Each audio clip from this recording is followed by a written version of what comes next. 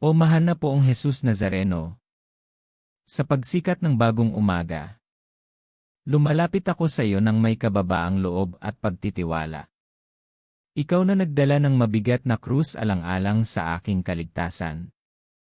Bigyan mo ako ng lakas upang pasanin ang aking mga pagsubok ngayon. Turuan mo akong maging matiisin, mapagpakumbaba at tapat sa iyong kalooban. Ialay ko sa iyo ang aking mga gawain, mga plano at mga pasanin. Gabayan mo ang aking isip, salita at kilos. Upang sa lahat ng aking gawin ay mapapurihan ka. Poong Nazareno, ilayo mo ako sa kapahamakan. Pagalingin mo ang aking katawan at kaluluwa.